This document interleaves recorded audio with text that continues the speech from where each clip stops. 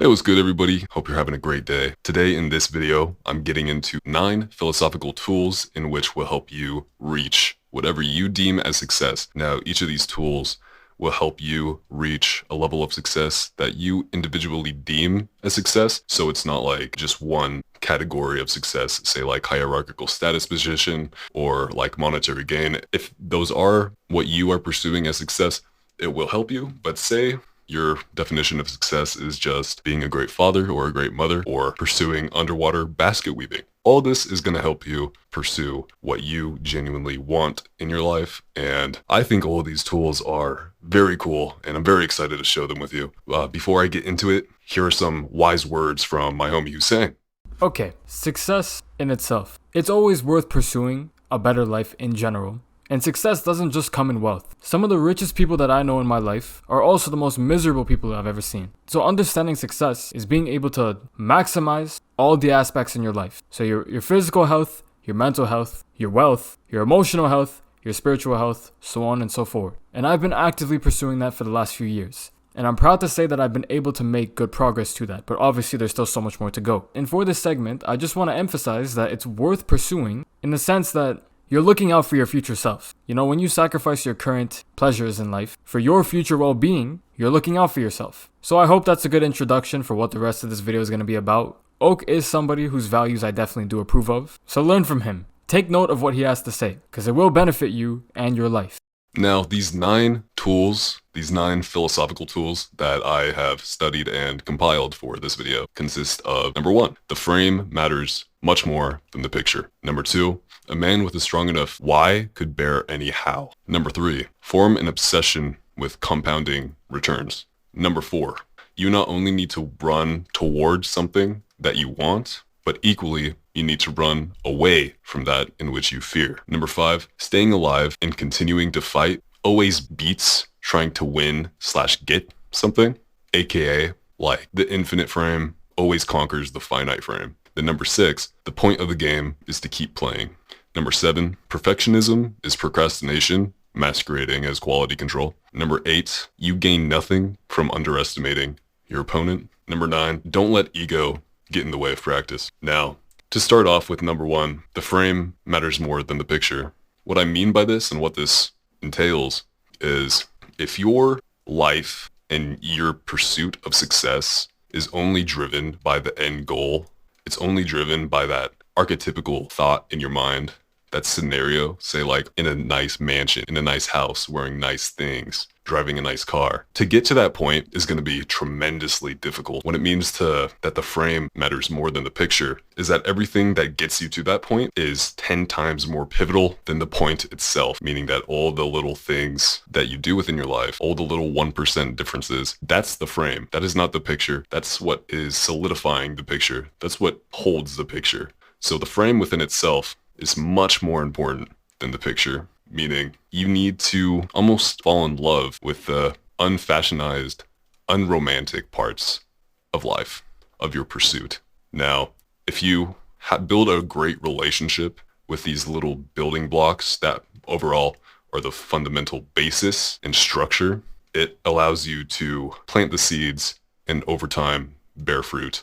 Say you were just pursuing the end goal, you're not going to be pursuing it in an authentic state because each of the little things that get you to that state are just gonna annoy you. So it doesn't really get you anywhere. And I think that's a big problem in the modern age is people just see a hierarchical state of status as very fashionized and very romantic, but they don't see what actually goes into that, what actually gets those successful people to that position. And what gets them to that position is falling in love with the little things that hold up the greater picture. Now, number 2, a man with a strong enough why could bear any how. Now, my mind instantly goes to wars in the past. Like, say you were drafted right now and you had like a family at home. You had a wife, you had kids, you had kids, you had kids. That motivation within itself is gonna project you to conquer anything, rather that's getting your limbs chopped off, going through immense pain and struggle.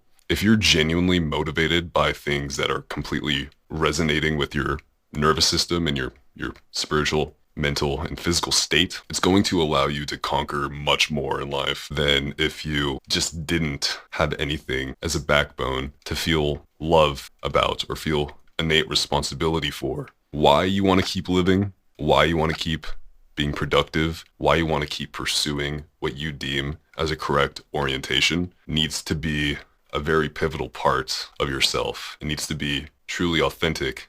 And you will understand what it means, or you will understand when you come across something that really resonates with your system, because physiologically, it does. Physiologically, it actually activates your nervous system to a greater extent, producing more hormones and producing more neurochemistry in which to project your character out, like serotonin and dopamine and all of these. So if you have a correct motivation and you have a correct backbone and the fundamental structure, nothing will get in your way. Versus if you didn't have any fundamental structure or anything that you truly were passionate about, the waves, no matter how big, no matter how intense, will offset the boat. Now, if your boat is strong, nothing is getting past you.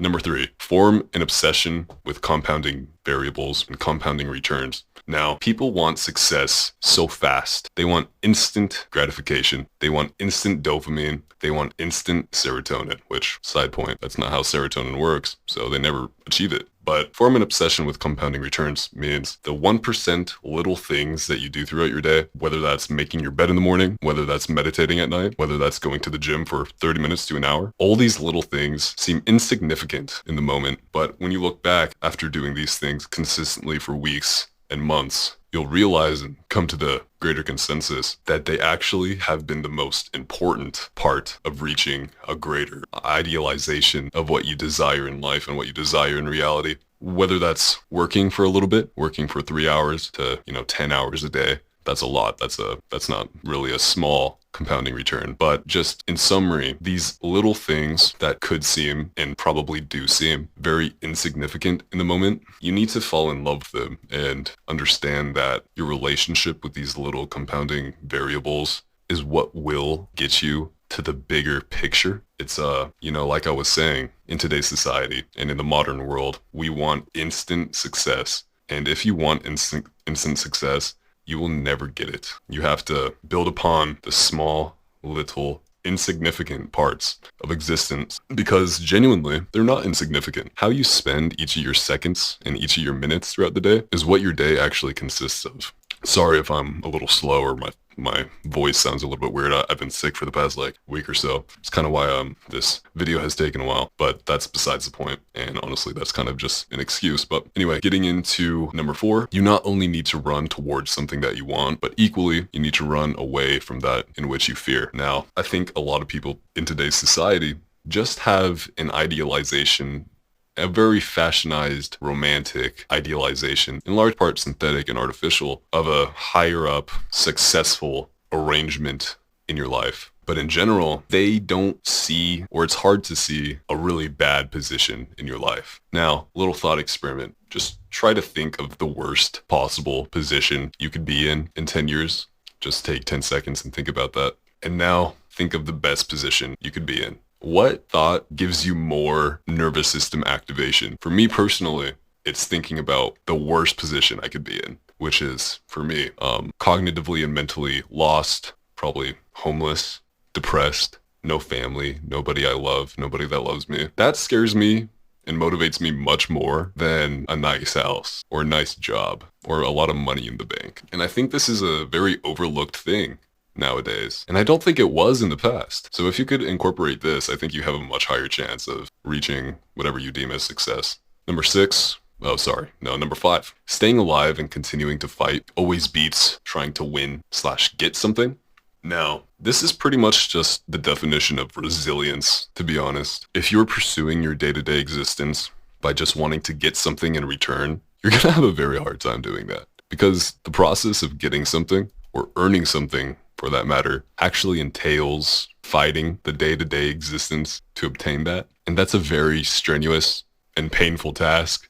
If you, the viewer, has ever done something that you want to get in your life, my friend, you know that it's actually genuinely strenuous and painful. That's why staying in the fight, because you genuinely want to keep fighting, it's always going to beat trying to get something.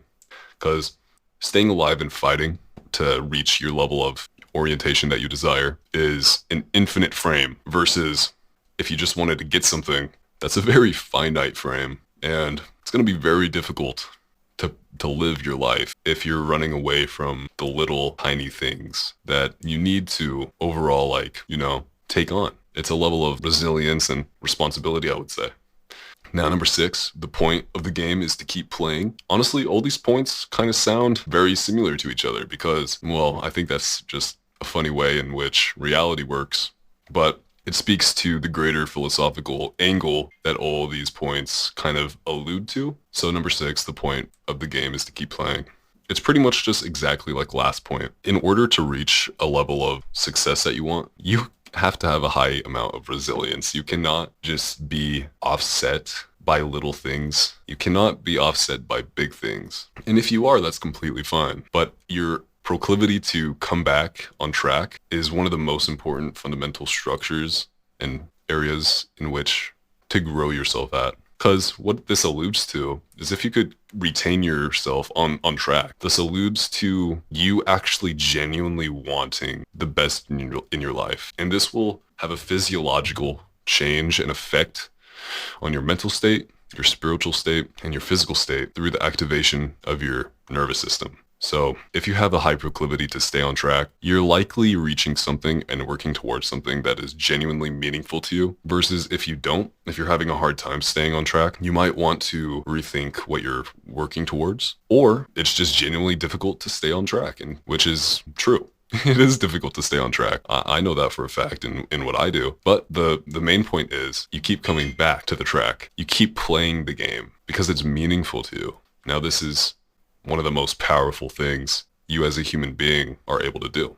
It's fucking sick. Number 7, perfectionism is procrastination masquerading as quality control. I actually love this point. It resonates with me to a high degree in many areas because procrastination has definitely been a weak point of mine. And I'm sure it has also been a weak point for you or some of the viewers watching, right? I mean, we're only human. Procrastination and pursuing offset desires and not fighting the flame. It's very comfortable. It's a comfortable state to be in. It's I don't even have to explain it. It's so human, right? We could all relate to this. But perfectionism, you almost don't need to be a perfectionist because it's just gonna waste your time. Like person to person, my friend, you just need to do it. You just need to do it. And a lot of the time, just doing it beats waiting weeks and days to make it better, make it perfect. Just do it, man. Just jump into it. Because doing it always beats not doing it. Like, it sounds simple, but I think it's a very overlooked little aspect of reality. And I think it's a very powerful tool that you could utilize. Number 8, you gain nothing from underestimating your opponent. Now, if you're a man, and, I guess if you're a person, we have a very innate sense of competition and competitiveness. Even in people that we admire, it's very primitively built in. But say like you were a business owner and one of your business competitors was, maybe not doing as well in terms of numbers as your business. Saying that they're not a threat is a really bad idea. Because if you let that slide, it kind of puts you into like a kind of submissive part, it kind of puts you in like a submissive framework. What I do and what I try to do is all these people that I see in positions that I'm like, oh, that's a really cool position. Don't become envious. Remove envy from your existence as much as you possibly can. But do not underestimate them. Do not underestimate your opponent. Nothing good comes out of it at all. It's insane. Do not underestimate your opponent. Overestimate your opponent. If you overestimate your opponent, which isn't even a word, but if you overestimate your opponent, no, yeah, it is, then this allows you to formulate your life into a much more powerful degree because you're taking into consideration that they're probably better than you, which chances are they are. It's a very hard bullet to bite and it doesn't taste good. Not like bullets taste good, but it's if you think that your competition is better than you, it'll project you and motivate you a little bit more. Because you're being a realist if you do that. And if you continue this process, over time, you're gonna become genuinely better than your competition. Because the people that win the competition, they're thinking about this, rather consciously or subconsciously. So I think this is a great point that you could utilize for sure. I think these are great points anybody could utilize. My throat hurts, jeez. Number 9, don't let ego get in the way of practice. This is a really good point as well, in my opinion. Like, you could say that you're so powerful and so competent and so good, you don't even have to practice. But man, that's just like, that is just your pure ego getting in the way of your actual pursuit. You always want to practice, whether you're good at it and competent at it or not. Practice makes perfect, as well as you can never get enough practice. Cool, so so those were all the points. Obviously, there are probably an infinite amount of points that we could stumble across and come to realize, but these were the 9 points that I had in this video. So I hope that we were able to extrapolate meaning from this. I hope that it was somewhat beneficial or very beneficial. That'll be great. And yeah, hope you enjoyed. Let me know what you guys think about this. Please drop any comments, even if they're negative, man. Like I want to hear them. And yeah, I'll see you guys in the next one. Sorry for taking so long on the upload schedule, guys. I've been rather under the weather. Still kind of am for some reason. But that's really just an excuse. Genuinely, it's just an excuse. It's procrastination. You know, like we're all human at the end of the day. But hey, I love doing this shit. So I'll see you guys in the next one. Have a good time in the meantime. And yeah, I'll see you guys.